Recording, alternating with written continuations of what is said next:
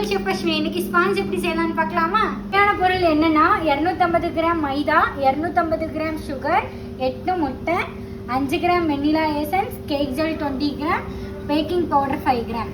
ஒரு பவுல் எடுத்துக்கலாம். அதில் எடுத்து வச்சிருக்கா முட்டை உடச்சு ஊற்றிக்கலாம். இப்போ சுகர் போட்டுக்கலாம். இதில் வெண்ணிலா எசன்ஸை ஊற்றி நல்லா பீட் பண்ணிக்கலாம்.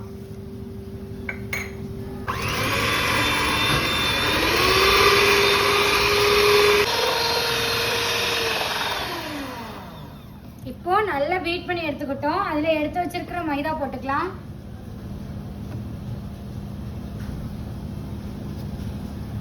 அதில் எடுத்து வச்சிருக்கிற பேக்கிங் பவுடரும் போட்டுக்கலாம். இப்போ நல்லா மிக்ஸ் பண்ணி எடுத்துக்கலாம். எக் எவ்வளோ பீட் ஆகிக்குன்னு பார்த்துக்கோங்க. அதே அளவுக்கு நல்லா மிக்ஸ் பண்ணி எடுத்துக்கலாம்.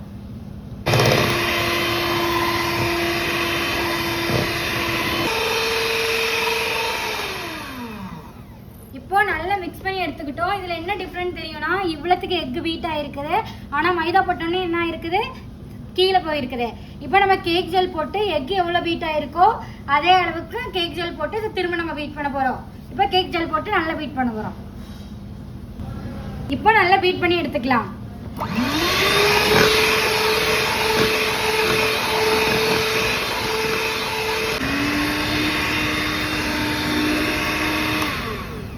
இப்போ நல்லா பீட் பண்ணி எடுத்துக்கிட்டோம். எக் எவ்வளோ பீட் ஆச்சோ அதே அளவுக்கு பீட் பண்ணி எடுத்துக்கிட்டோம். இப்போ ட்ரேயில் ஊற்றி 180 டிகிரியில் 45 மினிட் ஏற்றி இறக்க போகிறோம். ட்ரேயில் ஊற்றிக்கலாம். எவ்வளோ க்ரீமியாக இருக்குன்னு பார்த்துக்கோங்க. இந்த மாதிரி இருக்கணும். நம்மளோட ட்ரேயில் ஊற்றி பேட்டர் ரெடி ஆயிடுச்சு. நம்ம 180 டிகிரியில் ஏற்றிக்கலாம்.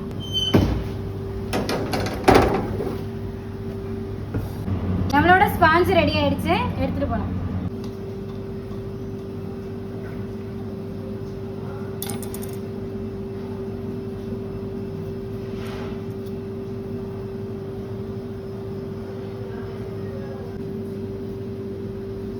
ஸ்பாஞ்சு எவ்வளோ ஸ்பாஞ்சாக இருக்குன்னு பாருங்கள். இதை வச்சு தான் நம்ம கேக்கு நார்மலாக கேக்கெல்லாம் கடையில் வாங்குற கேக்கெல்லாம் செய்கிறாங்க.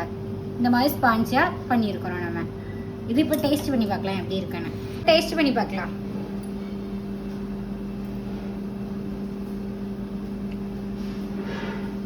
நல்லா டேஸ்ட் உண்டு. வீட்டில் நீங்களும் ட்ரை பண்ணி பாருங்கள். இது வந்து கேக்குக்கு எல்லா கேக்குக்கும் இந்த ஸ்பாஞ்ச் யூஸ் பண்ணலாம். ஸ்ட்ராபெரி, மேங்கோ, கிவி எந்த ஃப்ளேவர் கேக்குக்கும் இந்த ஸ்பாஞ்ச் யூஸ் பண்ணி நீங்கள் கேக் செய்யலாம். வீட்டில் ட்ரை பண்ணி பாருங்கள். குழந்தைங்களுக்கும் செஞ்சு கொடுங்க.